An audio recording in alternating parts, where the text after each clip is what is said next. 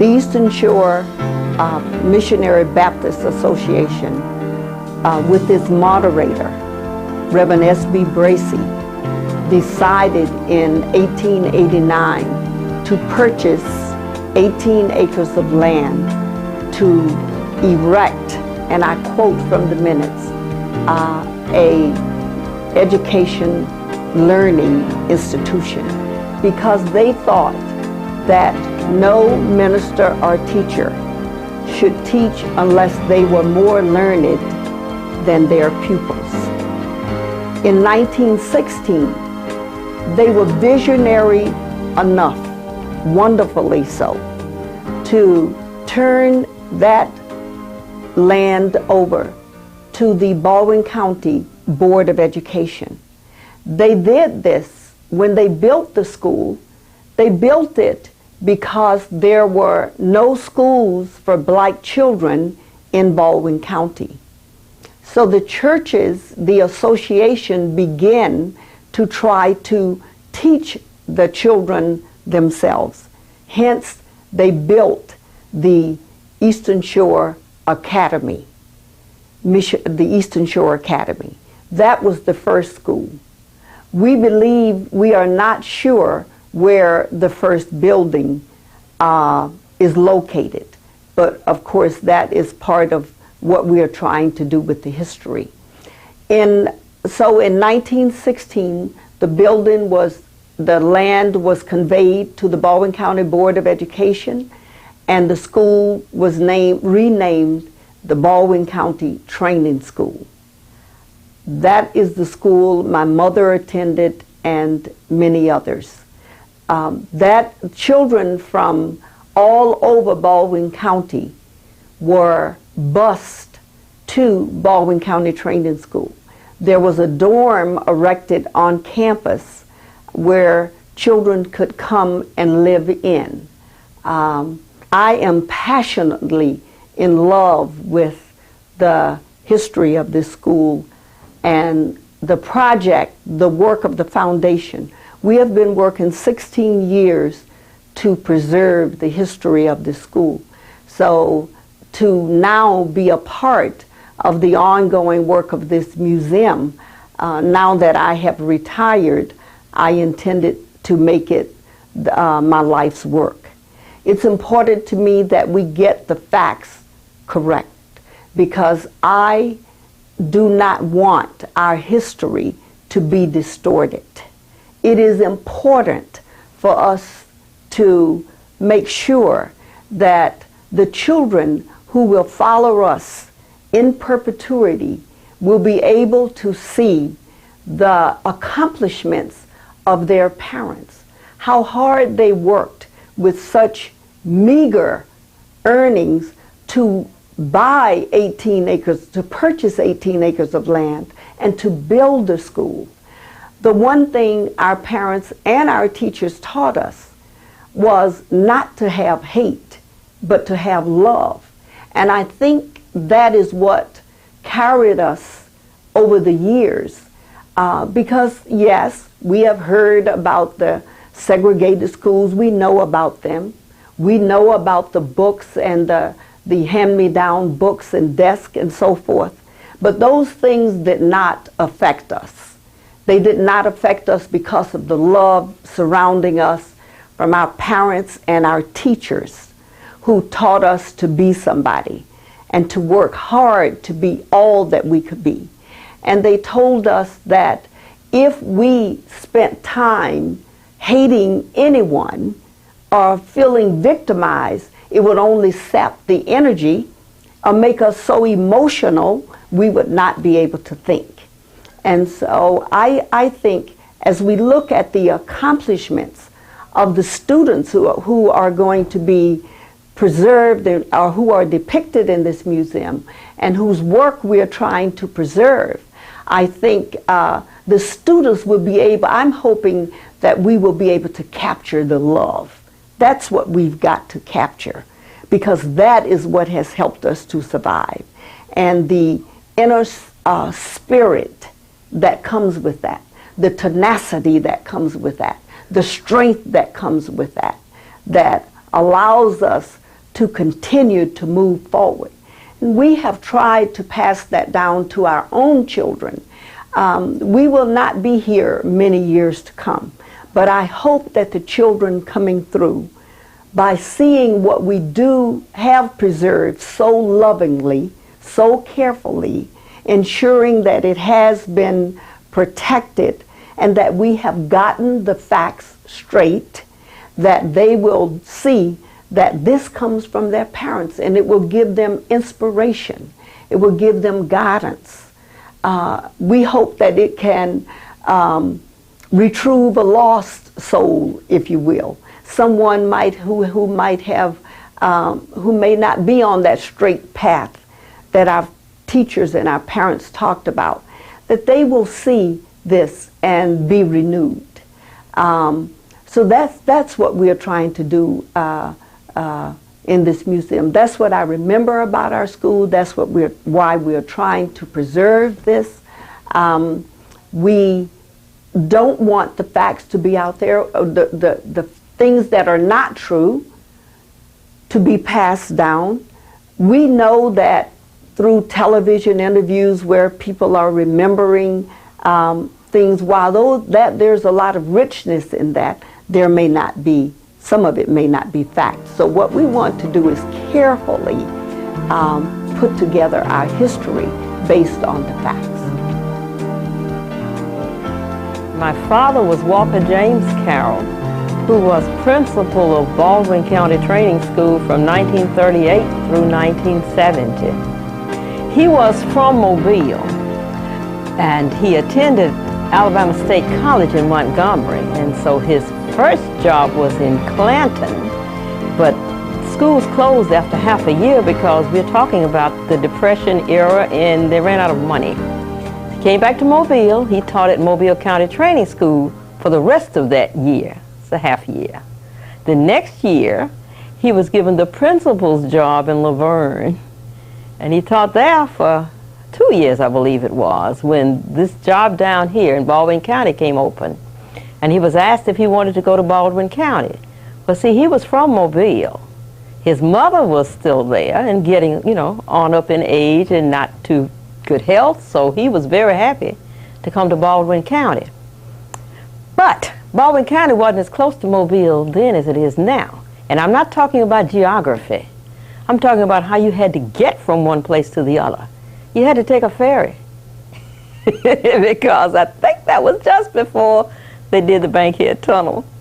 And so you either took a ferry or you went a long way north to go around rivers and find a bridge to cross. So it was hard to do it. But he was glad to come to Baldwin County. And I don't know if he had any idea that he would stay there the rest of his life, but he did. He became, I guess you would say, very much involved in the community, because not only was he the principal of the school, but he was the person that folk came to with their papers to help them understand what it was, official papers and things of that sort. And they came to him with their problems. We used to say that the school was, his other child because he had so much to do that involved the school and involved the community as well. We lived on the campus. The building that we lived in was large enough for 2 families, and upstairs there was what we call the boys' dormitory, and I think it was either 2 or 3 bedrooms up there. And on the ground floor, the agriculture teacher and his wife and family lived on one side of that building, and we lived on the other side of it. And in the back, there was the first grade classroom. All of that was in this one red building. Picture of it is out there. It was red because it was painted with some red paint following a formula that George Washington Carver had put together at Tuskegee. And Mr. Jones was from Tuskegee. And if I remember it correctly, Dad said that the buildings were not painted when Mr. Jones got there. And so he put together this red paint. And the paint was so good that I never remember that building being painted. And all the time I lived there, and I grew up there, up until I was about 17, I lived there. So, and it never was painted over, and the paint never peeled, so there must have been something good to that paint. Anyway, we were on the campus, which means that the school was home. That's where I grew up. So everything that was going on at the school, I knew about it or was involved in it. I only had to walk across the campus to be there. That first grade classroom, I didn't mention that too much, but my mom was a first grade teacher. And at first, she later got a secondary certificate, but she started out with an elementary certificate. And you only had to walk out of our back door and walk into a different door, and you were in the first grade classroom. And once my babysitter didn't come, and Mom was a first grade teacher, and I wasn't that much smaller than the first grader, so she just took me to first grade. And I liked it so much that I didn't want to stay home anymore. I wanted to go to first grade. And so if you look at a list of people enrolled in first grade, I think I never was. Because I just showed up and kept going. Yeah, well, that described for me, I guess, some of the hardships, I guess you could say, of the 1940s of the school, when so many people were, so many men were going off to the army because of the war. And times were hard. There was, things were rationed. You had to have a token plus the money to buy whatever it was you wanted to buy. You couldn't just buy it with the money. I think I remember him talking about people bringing sweet potatoes to school for lunch. Bake a sweet potato, bring it to school, that was lunch. We did not have a lunchroom. You had to bring your lunch. And that's what people had, was sweet potatoes. Yeah. This building was built in the 1940s, attached to a building that was already here. I do not remember, well, I wasn't that old, obviously. I was a child when they were building it. I don't remember what the smaller building looked like or where the smaller building was. But this building was vocational agriculture on one side, home economics on one side.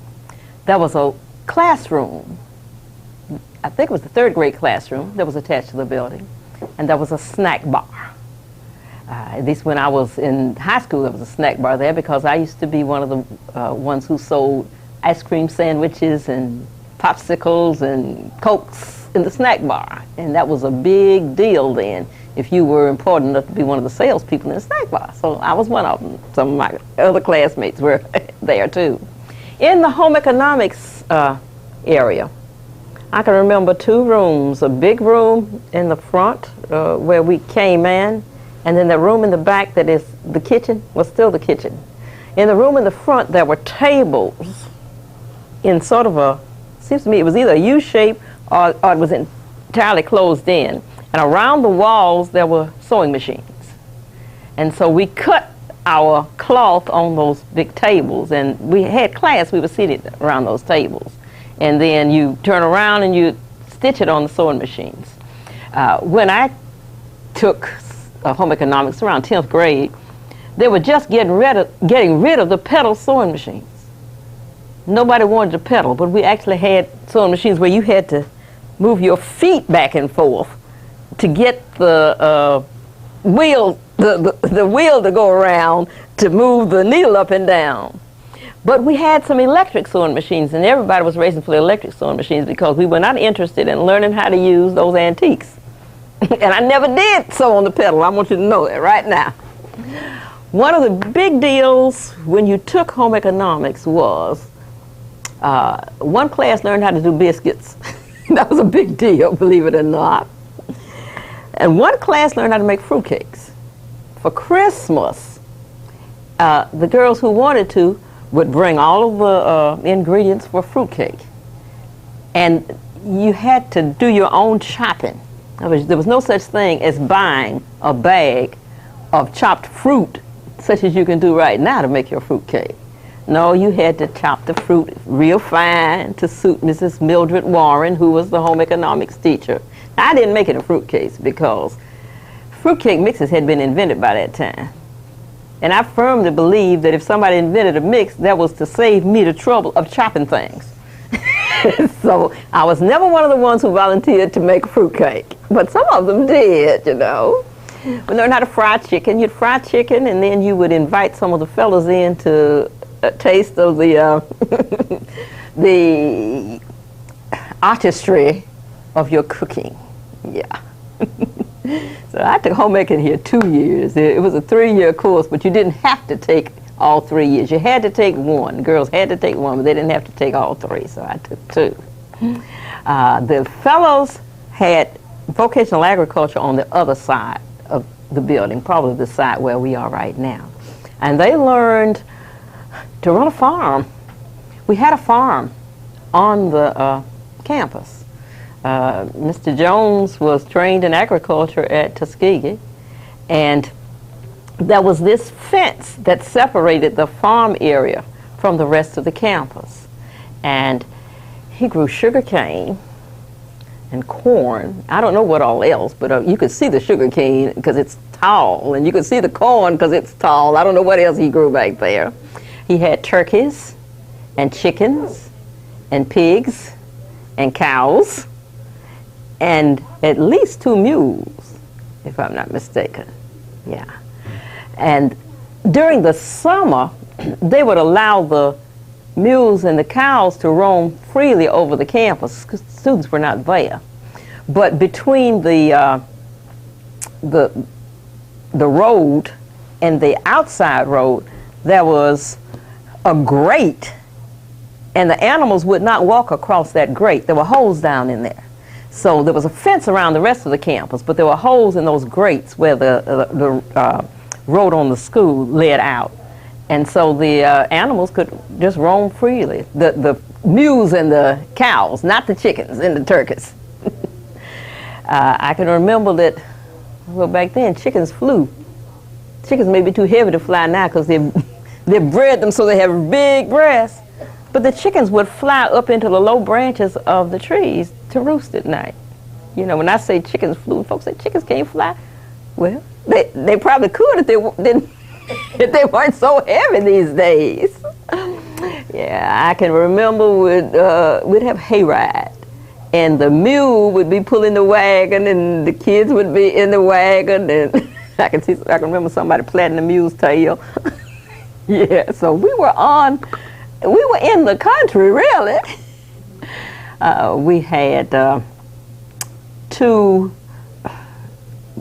raise money, a lot. You heard mentioned earlier today that the county really paid the teachers, but the school had to raise money for everything that they needed. I mean, I assume it was to keep the lights on and the water running, because we had all kinds of fundraisers. We had operettas and plays, and my dad invented this idea of a wonderful extravaganza called the One-Zanza. And at the One-Zanza, each class would put on a skit of some sort. I mean, quite often what they'd do would be to illustrate a song. I can remember one year my class illustrated The Naughty Lady of Shady Lane. Now you have to think way back to remember that song. And we borrowed one of our classmates' baby sister, because the tagline of that song is that the naughty lady of Shady Lane was a baby. So, but you sing all these things about this naughty lady, about how she's flirting and doing all this kind of stuff, and you're thinking this must be a really shady lady. And at the end of the song it says, but she's only, and I can't remember exactly how it is, it might have been only 1 year old or only 6 months old or something. It was something about a baby. And so we borrowed this sister's baby and we won first prize. That One-Zanza that year. And the community looked forward to those things. Well, you know how it is. If your child is on it, you're going to come to it. And of course, we charged admission. And that was one of the ways that they raised money. In later years, the PTA sponsored what were called green leaf teas, at which they had a tree. I can remember once they had a tree with no leaves on it, and the idea was you were supposed to hang a dollar bill off of it, and the dollar bills were the green leaves. And they actually had contests to see which lady could raise the most money for the PTA, and they'd crown a queen of the green leaf tea. So we had the community helping raise money by means of the PTA and other activities. And the school was the center of the community, really.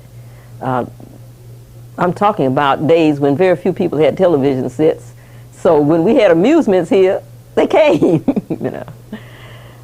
So it's been quite an experience to see all of those memories, or many of those memories, preserved on the walls of this museum.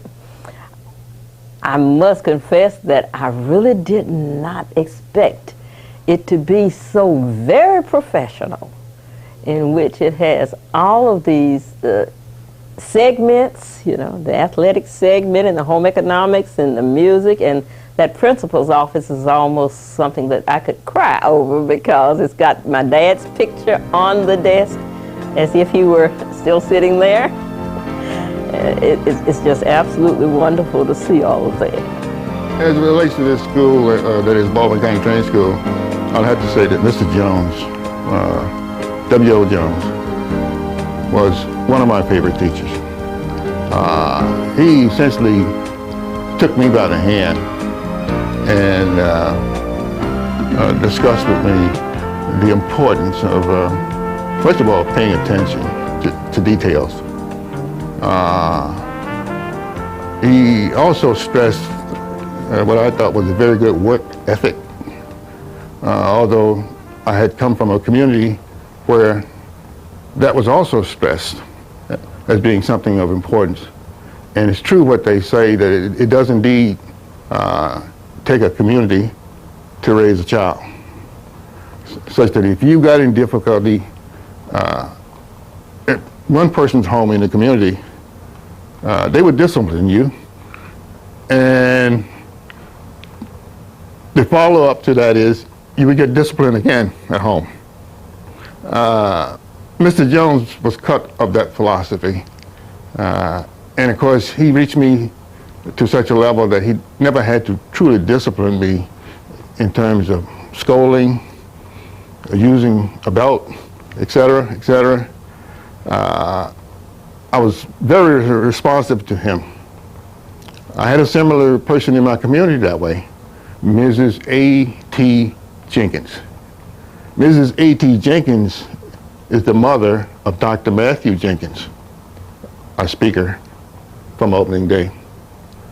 She was a persistent person because she was persistent with her own family, very large family. She was the lady who saw that I was in Sunday school every Sunday morning. She was the lady that sat outside my door blowing a horn and says, "It is time for Sunday school" on Sunday morning. She's the lady that was responsible for my driving the school bus my junior and high school year at Baldwin County Training School. Can you imagine 16 years of age driving a bus?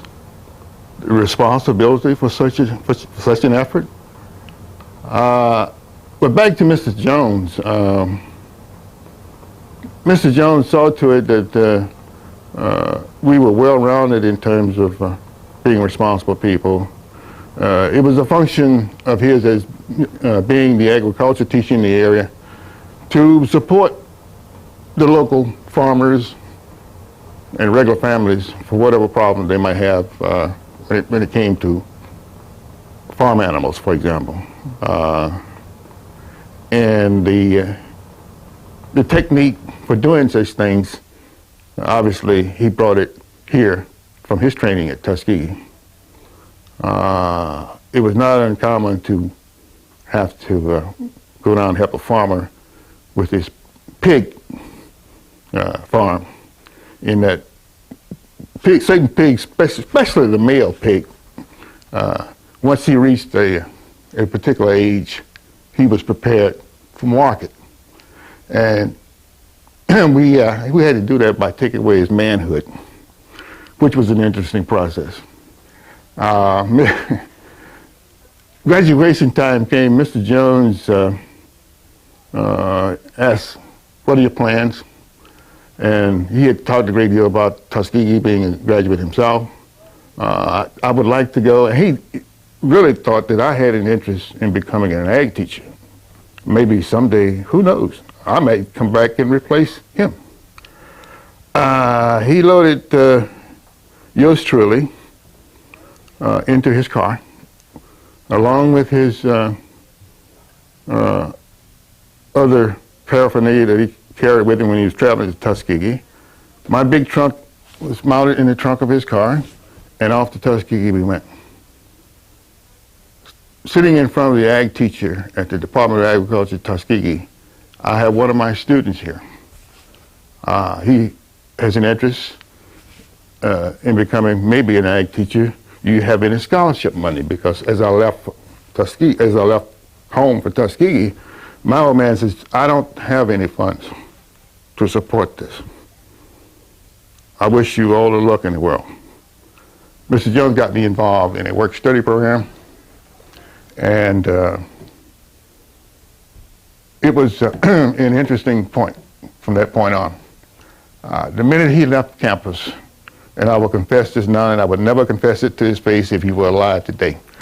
The minute he left the campus, I decided I don't think I wish to be an ag teacher. I had talked to a couple of my classmates who were here with me at Baldwin County Training School. They were looking into engineering. It's a challenge in terms of math and all of the other basic sciences, et cetera, et cetera. And I thought, I'm not afraid of a good challenge. I might take that on. So I switched the majors from agriculture to engineering. Of course, I lost a little agriculture scholarship that Mr. Jones had acquired for me. But engineering, it turned out, demanded a great deal in terms of concentration, catching up on those things that I may have not paid too much attention to while passing through the high school level.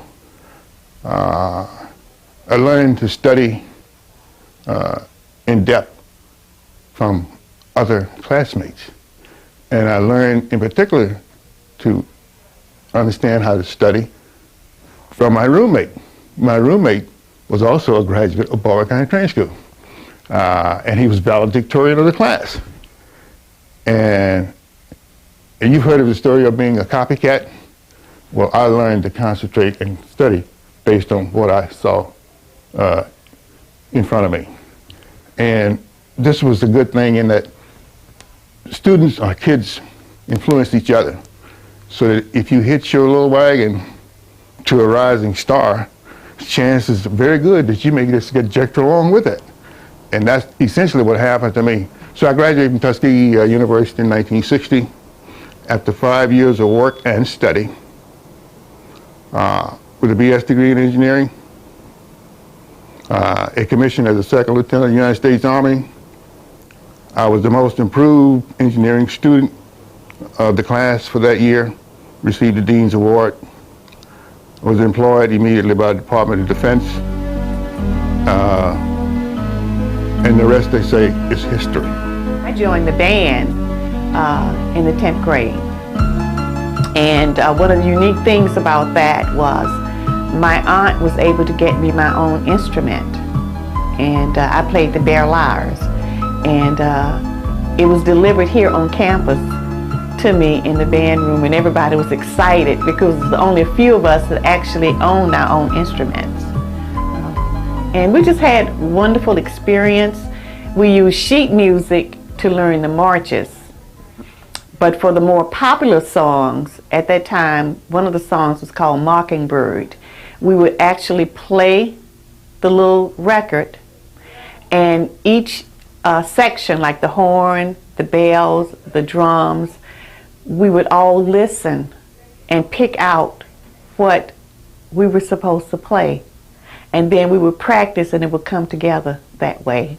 So that's how we end up playing all the popular songs and using sheet music only for the marches.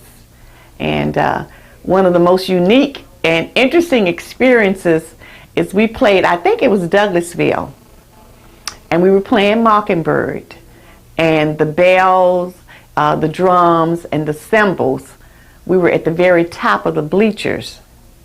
And the bleachers started swaying, but we just thought because we were playing so well and everybody was dancing and clapping, and the football players told us that they looked up and they saw us, and when they looked up again, all they saw was the dust, the dirt, because the bleachers collapsed.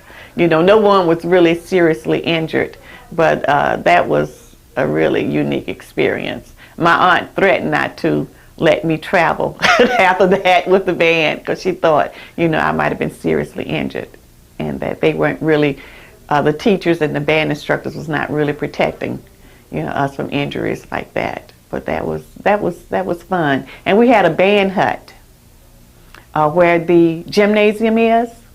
There was a 2-room little white building. The back part of the room was used by Mrs. Helen Jenkins for girls' PE. The front part was the band hut, and that's where we practiced. And we did marches. We had a small band. We really didn't have no uniforms, and so we wore black and white. And when we would go to the Mardi Gras and play in the Mardi Gras parade, in the black parades, Davis Avenue, the other schools like Blount, Central, Heart of Mary, and schools from Mississippi, they had nice uniforms, and they used to laugh at us because we were in black and white, black pants and white tops, but we knew how to play well, you know, excellent. So it was fun. I truly enjoyed it. Coming up, my dad farmed, and we worked so much until the educational part of things we didn't get very much at home back in those days. But I think the instructors here knew that, so they went the extra mile for us. I think in some cases they gave us the feeling that they knew us personally. They knew what our parents done. Sometimes I'd miss school to work. That was accepted because that was a way of life back then. But of course it made me work a little harder, and I was quite motivated by the fact that I wanted to go to school. That was the preference over the hard work back then. So I tried to do a little better in school, and was excited about being in school. But in any case, the teachers were great, the students were. The students came from long distances to come here. And just having those kind of students around us made us all realize the importance of education back then. We were given the opportunity to, and encouraged to take the kind of classes that would enable us to go to college. I was fortunate enough and didn't realize sometimes until later how we were drilled and prepared. I was fortunate to take all of the maths, all of the sciences in high school. And later on, I realized the importance of that. So this school was just great to me, and it also helped me to pass those kind of things on to my family, my kids. Mr. John was a man that didn't take a whole lot of static. He was whatever he got you to do, he was going to tell you the right way, and you didn't have to worry about him trying to fool you. And he was, favorite word, he would call you a jack, quick. If you did something wrong, was attempting to do it wrong, he said, "No, Jack, that's not the way," you know. And he was that type man, and he would punish you now. If you did something wrong, he definitely would punish you. And I could remember him beating me on the shin with a hammer. You know, he was that hardcore. But I think everybody respected him. And sometimes I wonder where a lot of our young men would be if it wasn't for those type men.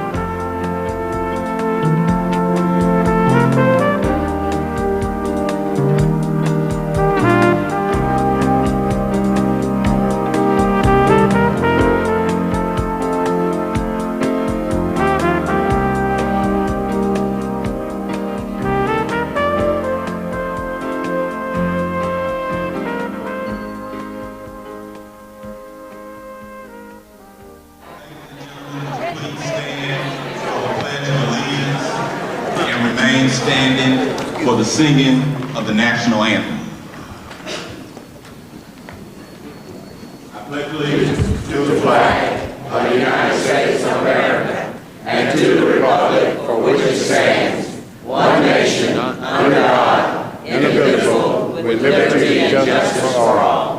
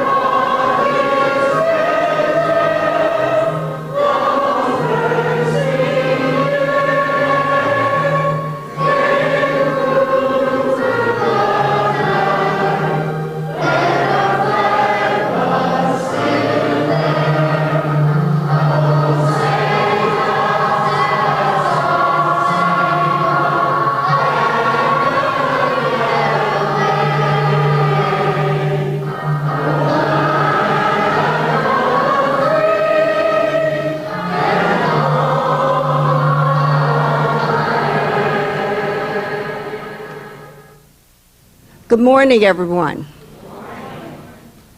We will now have a portion, just a small portion, of the W.J. Carroll School Choir to do the W.J. Carroll School Song written by its director, Mrs. Frances Alexander.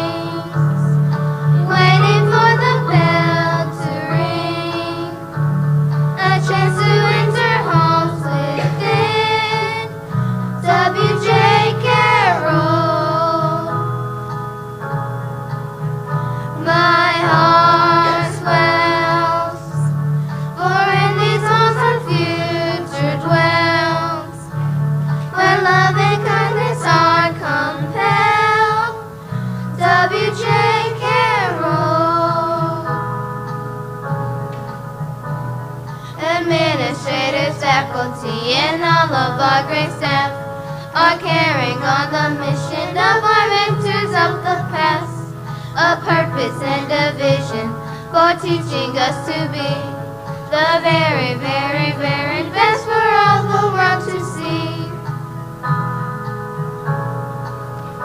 So walk tall through these mighty Trojan halls, so proudly of these hollow walls, W.J. Carroll. Fly higher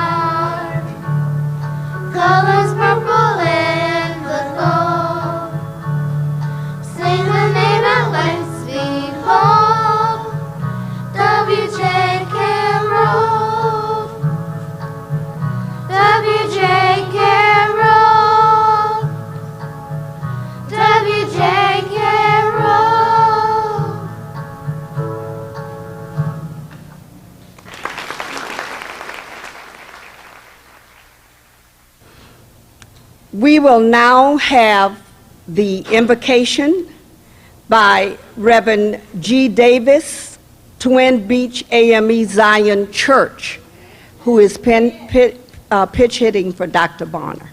Thank you. Let us pray. Father, we are so thankful to God for all of your many blessings that thou hast showered upon us. We thank thee to God for the dedication, the hard work of the organizers of this event. We pray to God that others, dear God, will see their work and pursue academic excellence. We pray to God that you would bless every effort. In Jesus' name we pray. Amen.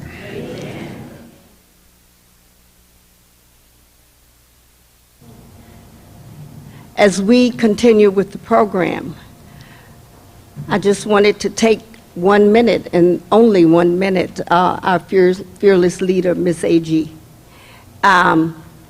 to just say that I could not help but reflect on the fact that almost 100 years ago, Reverend E.S. Bracey and members of the Eastern Shore Missionary Baptist Association had the vision to erect a school for black children. And as I reflected on it, I thought of Dr. Farron Hollinger, Ms. Tracy Roberts, Mr. Tryon, Frank Tryon, Mr. Elmer McDaniels, Mrs. Angie Swinger, Mr. Robert Willis, Mr. Norman Moore, Mr. Robert Callahan, Jr., members of this present Baldwin County Board of Education. And I knew that their hearts reached the heart of Reverend S.B. Bracey and A.A. Lucas and R.W. Fountain, who's in the sky looking down, I'm sure with smiles, and we thank you all. We thank you from the bottom of our heart.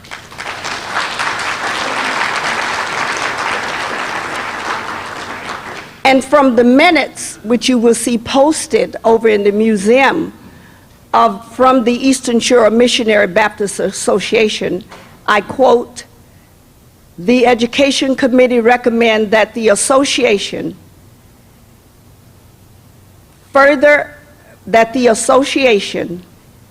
understand that there is such a great demand for men of learning, especially among the colored people, as we believe no man is fit to preach or teach unless he is educated superior to his pupils. Further, they recommended that this association do everything she can to erect an institute," unquote.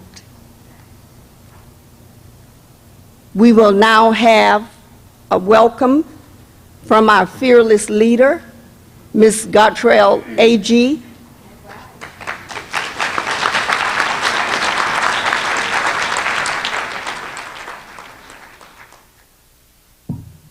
Good morning and welcome. I would just like to welcome you and thank you so much for coming here to celebrate this great day with us. Education has always been an important part of life in the black community. Integrity, discipline, determination, courage, and strength have been embedded in our culture from the 1800s, and it is evident in this, our museum, when you see it. I would like to especially thank again Dr. Hollinger and the Board of Education for helping us to get where we are today with this museum. I just want to say thank you. And if for all of the members of the Board of Education and Dr. Hollinger, will you please stand now, please? I know that some of you were not able to, some of them were not able to get here. Oh, Ms. Roberts and Dr. Holland.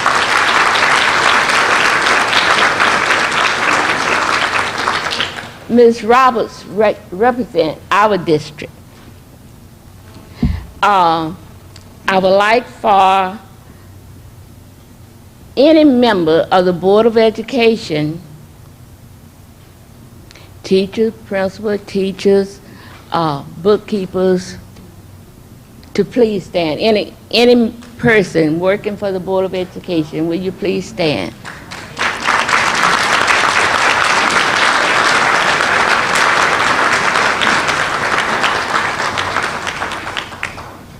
They are a fine bunch of people. I've enjoyed my 38 years working for the Board of Education, and look like I'm back in it again.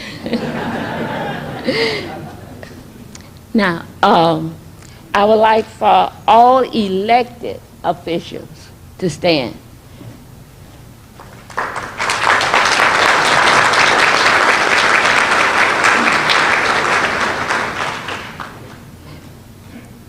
They're my friends. And I thank you all so much for coming. You know I appreciate you all coming to support us. Thank you again. Now, for all of those students that attended here at the Baldwin County Training School, will you stand?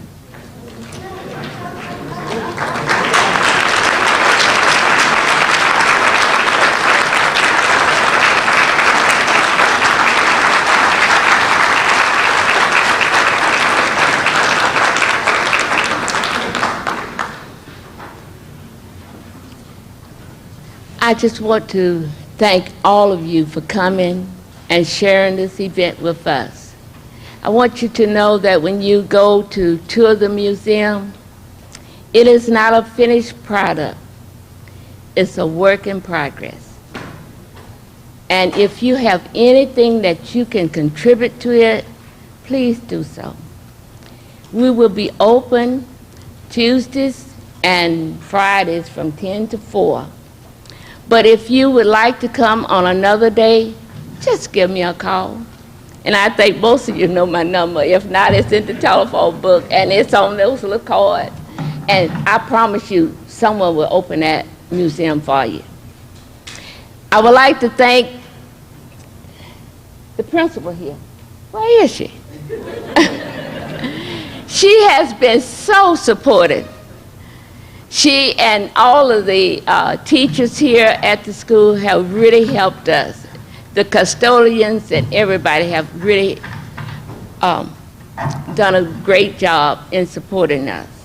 All the teachers, all our teachers that are here. Now,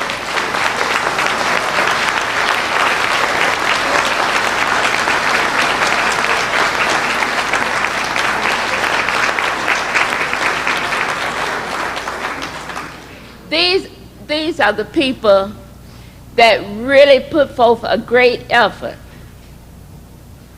to help our parents get where we are today. I know that our schools are good today, and even though we did not have some of the advantages that we have today, these teachers would make believe. They made us believe that we could be someone. And I thank you. I do really thank you. And don't think I just saying this. I'm kind of nervous. I was going to quit fast. But I do appreciate our teachers, all of them. And again, thank you.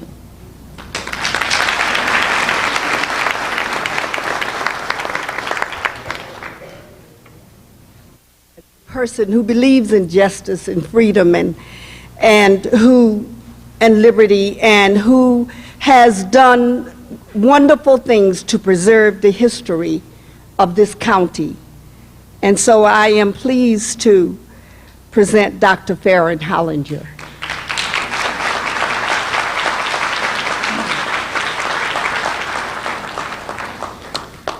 You know, it is my distinct privilege to have the opportunity to participate in this great day with you. You know, it's a wonderful thing when a plan comes together. And today, ladies and gentlemen, a plan has come together. You know, it's important that we be mindful of the future, that we keep our eye on progress. But you know what? It's equally as important that we do not forget who brought us to the dance.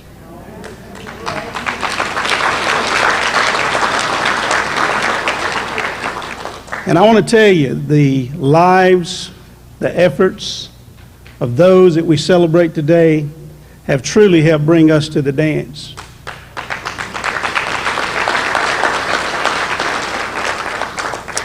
On behalf of the Board of Education and the administration, I want to tell you how pleased we are that we've reached this point, and we're honored that we have been able to be a part of this. Thank you.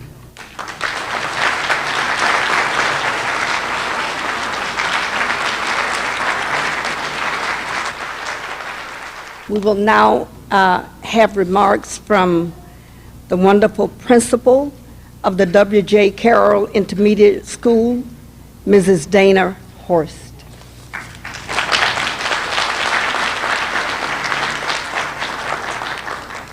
Good morning. I started down this road with the crew on October the 6th, 2005. We had a meeting. And it was supposed to be a small meeting. I remember this meeting that actually took place in the white building that you will go into, which was your ag building. We were supposed to have about 5 people. And we were meeting, Dr. Hollinger, Tracy Roberts, and I, with the Heritage Group. Well, I had the 5 chairs ready, and next thing I know, I'm bringing another one, and another one, and another one, and I think we had about 35 people in our little conference room. So I saw way back then the support and the love that must have existed, and still does today, in your group. And I cherish to be a part of this. I am so pleased that I have walked this road with Miss Agee and the group to finally get to this point. Well, Miss Agee did give me the opportunity to have a small little portion today, and she wanted us to kind of share where we are as W.J. Carroll Intermediate School. So we have a short little PowerPoint for you. This is where you see the training school taking its move. It was finding a new home back in 2006.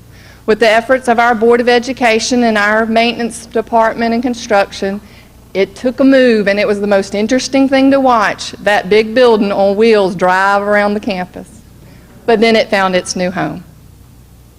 We moved on to our groundbreaking, in which we were moving towards the efforts of making this W.J. Carroll Intermediate School. You see, these 3 next pictures are the tag architect pictures of our beautiful school that you're in today. These were sent to a competition, and I want you to know that W.J. Carroll Intermediate School was awarded architectural awards because it is so beautiful.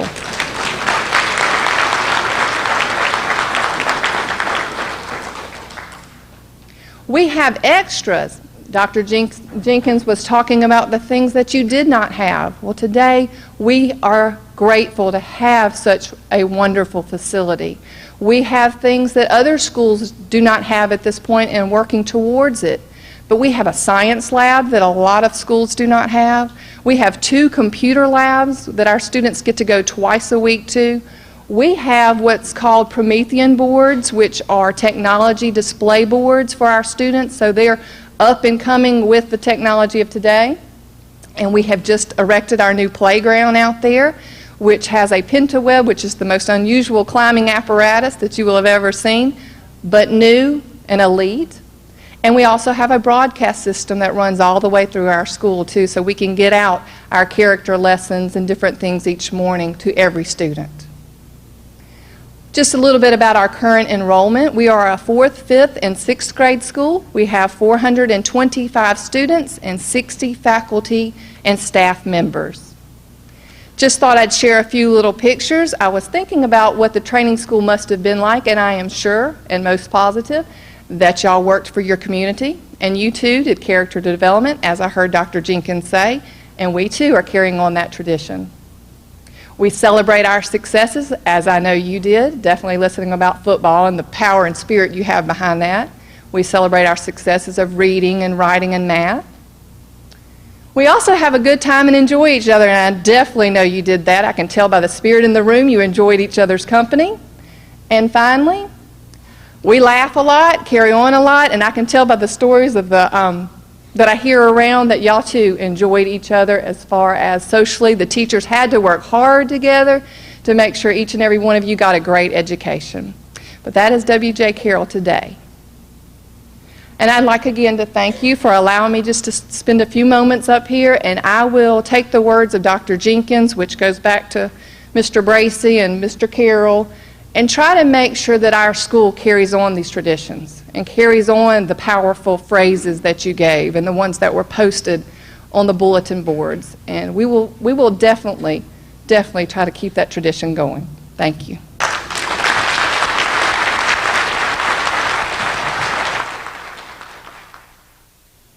Our next speaker graduated from Baldwin County Training School and then with honors from Tuskegee University. He was president of the student chapter of the American Veterinarian Medication Association. He served in the United States Air Force as captain. During that time, while stationed in Greenland, he was the first person to discover the disease rabies. He later led a team which was dedicated to the control and eradication of the rabies disease for the country of Greenland. In 1960, he went to California and upon arriving worked with the Veterinary Department of State. Shortly thereafter, Dr. Jenkins entered into private practice in Compton, California. His veterinary practice grew to a 4-man medical team, an office staff of 18 people with modern offices now in Compton and Long Beach. Dr. Jenkins developed a new anesthetic combination for cats, the results of which were published in Modern Veterinary Practice, the February 1972 edition. This drug is currently being used in many different countries around the world. In 1970, he appeared before the American Veterinarian Medical Convention and was responsible for resolutions which resulted in the dismissal of any state practices discriminating against minority veterinarians from membership in the American Veterinarian Medical Association. He also introduced resolutions which resulted in placing African Americans in positions of authority within the AVMA, including the establishment of a program for the recruitment of minority students. In 1970, Dr. and Mrs. Jenkins, who is an educator and wonderful visionary in her own right, founded Sorrow Imports, an export-import company. In 1974, Dr. and Mrs. Jenkins established SDDD Enterprises, Incorporated, with operations specializing in manufactured housing communities, investments, and management, which operates in 8 states. In 1979, Dr. Jenkins retired from veterinary medicine to devote full time to SDD Enterprises as its president and CEO. In 1996, Dr. Jenkins appointed Dexter Jenkins as his successor and president of the company. He currently serves as chairman for SDD Enterprises. In 1994, you did it right. In an attempt to give back to the community, Matthew and Roberto Jenkins founded the Education Foundation for African Americans to provide financial assistance to African American institutions. To date, the foundation has distributed over $4 million to various educational organizations.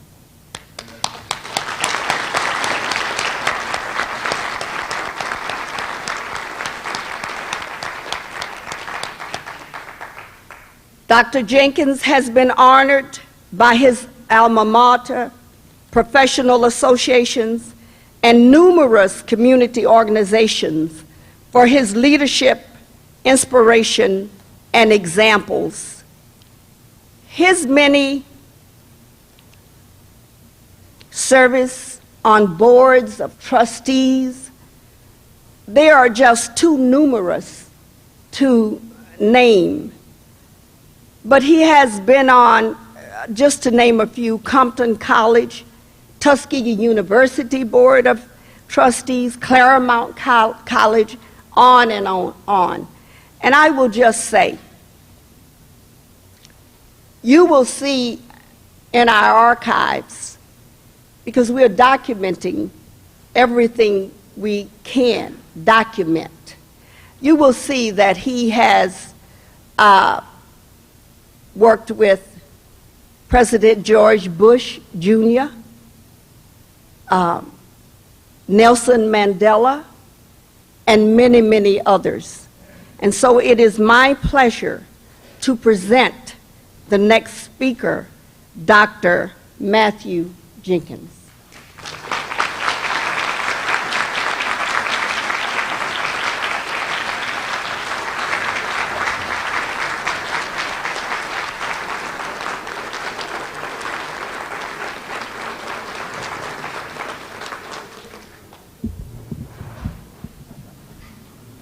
Thank you very much.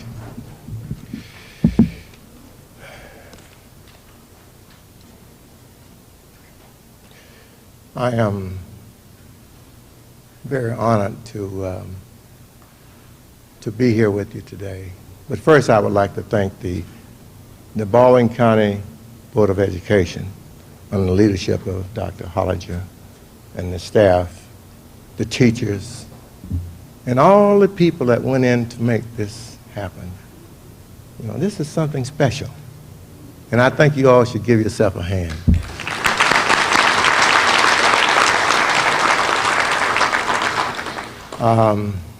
Gartrell worried me to death. She kept calling me and assistants, Miss Todd, and Miss Moore, and they just did I thought, a magnificent job. And you know, it takes this dedication, because what you're trying to do, what we're trying to do, is trying to make people the best that they can be, no matter who they are.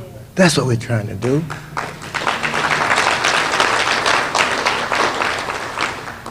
So it is indeed a pleasure and honor to be here and participate in such a most worthy cause. And as I stand here, I am reminded of the expansive vision of our founder, Reverend S.B. Bracey,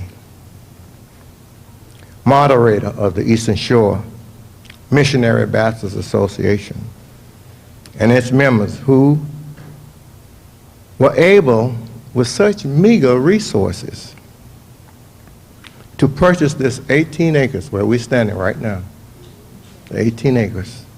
When was this? In 1892. 1892.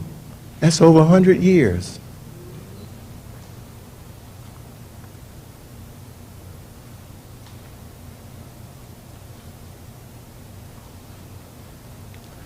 And the purpose was to build a school, to try and educate our people. Because blacks had no education, had nothing. Literally nothing. And these people were giants. And I'm reminded of all of them. And I see one of them here now. Chancellor, stand up.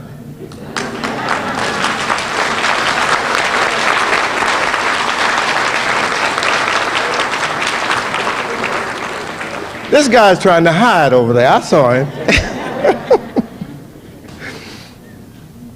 Mr. Carroll. His daughter is here, Thelma.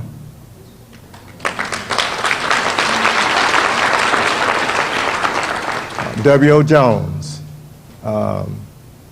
Orlando Powers, his sister. Lester Taylor, Sarah Taylor. And there are so many of them. But these people wanted to give us the best that they could give. They dedicated their entire life for us.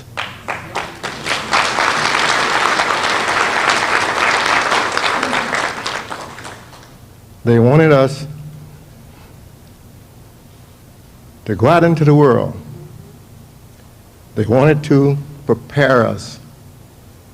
And they wanted us to be the best that we could be. They wanted us to do something and be somebody in life. That's what they wanted.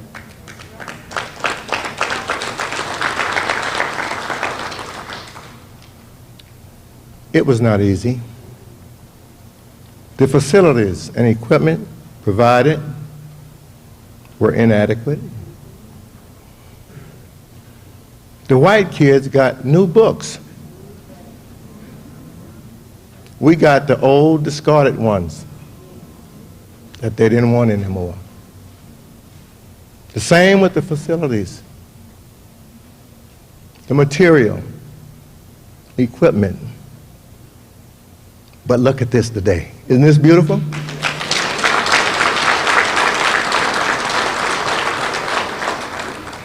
We have come a long ways, trust me.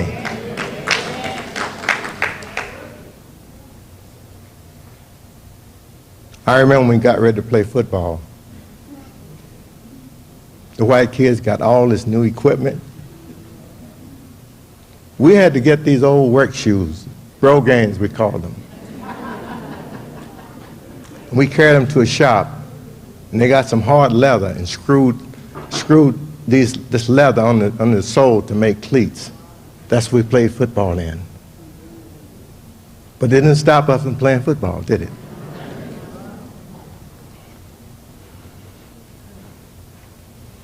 In spite of the many hardships and difficulties, this staff of warriors pushed ahead with zest and determination.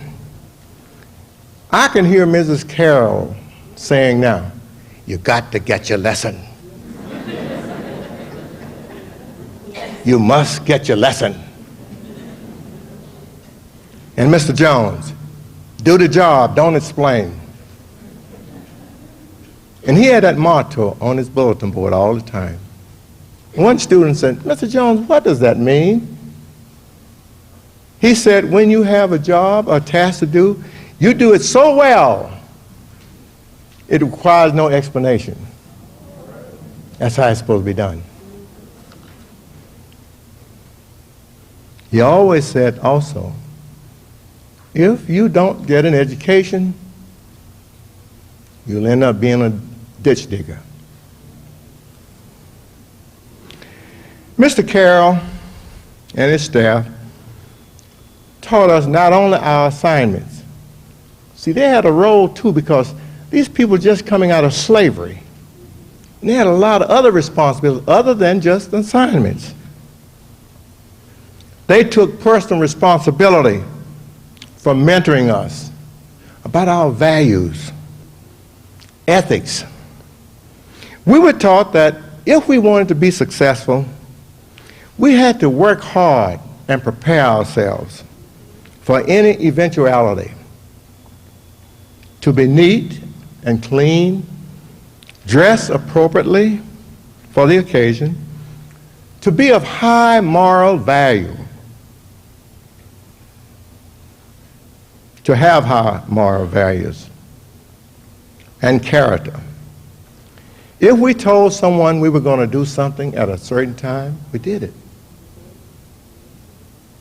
We did it before time. Before time. And we were taught to have a good attitude about yourself and with others. To be assertive. When things got tough, what do? You get tougher. That's what we were taught.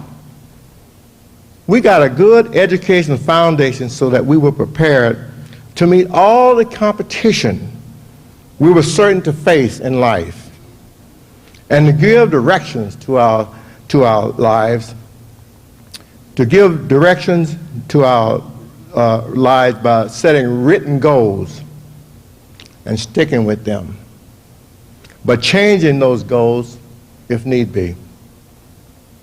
They taught us about honesty, integrity, and all those things that are needed in order to make yourself an outstanding person.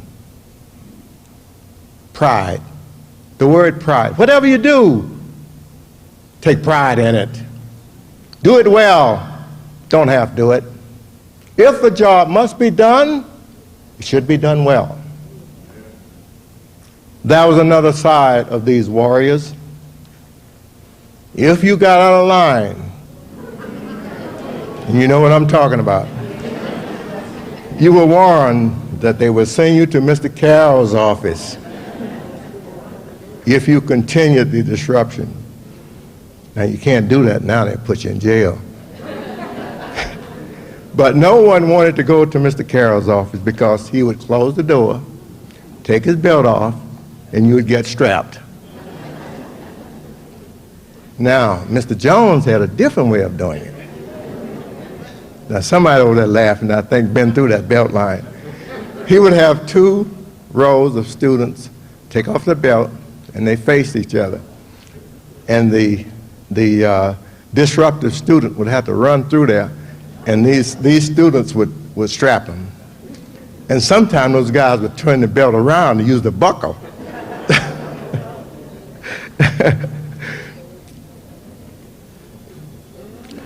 All this was done to instill discipline and responsibility into us. And I'm eternally grateful for what they did. I quite frankly don't have the words to express the appreciation I and most of us have for the nurturing and caring we receive from these giants who dedicated their entire lives trying to mold us into model productive citizens. I thank them for allowing us to climb on their shoulders and reach the sweet fruits of life that we would not been able to get if they did not support us by standing ramrod straight and on a solid foundation. In order to know the direction you're going in the future, it is important to have a reference point of your past. Abraham Lincoln signed the Emancipation Proclamation, freeing the slaves in 1863. At that time, blacks were not considered human beings. They were private property, bought and sold like a commodity. It was against the law to try and educate them, and many lost their lives trying to get an education. But in spite of its past, no other country provides opportunity like this good old America.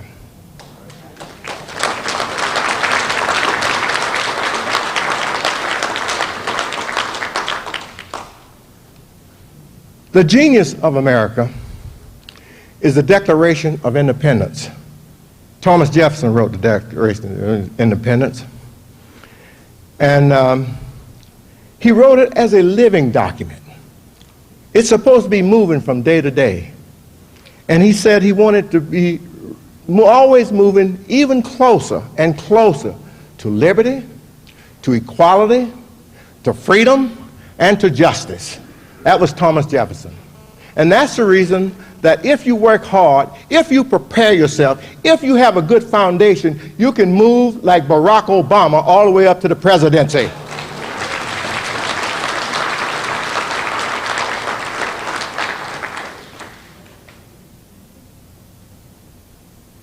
In spite of its imperfections, America is still the greatest country on the face of the earth.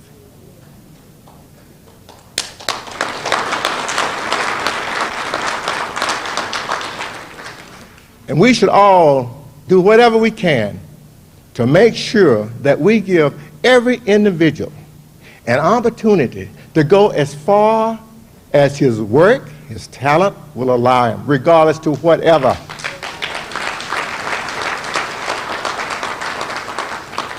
And I take my hat off to the Board of Education who looked forward, did this, and you guys just did a great job. I'm just really thrilled, and you deserve all the accolades that you're getting.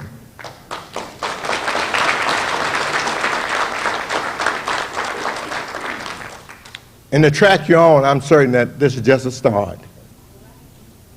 So, I will say this. We should cherish this country. We should appreciate this country. I have traveled to most of the countries in the world, and believe me, there's no place like America. Thank you.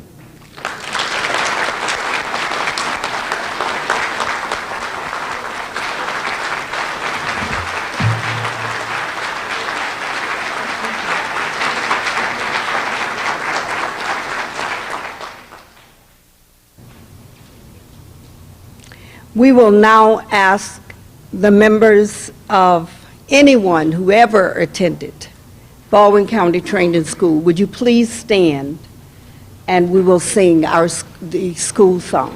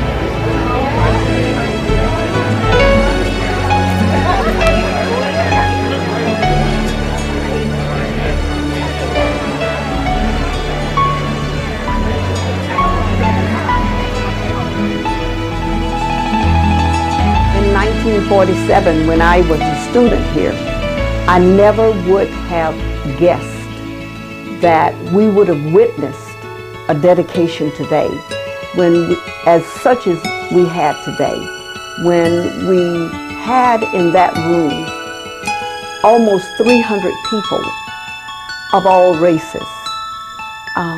We live in a multicultural society. Back in our day, we had to read about that, but now we can actually experience that. Our children can experience that.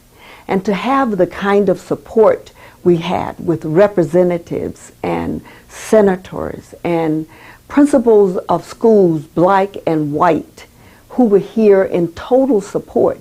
And the love that was shown felt throughout this dedication. As a child, I never thought I would be able to witness that. But this is what our parents said would happen. If we stayed true to our belief, our morals, if we were ethical, if we had integrity, and if we worked hard. They said it, and now I believe it.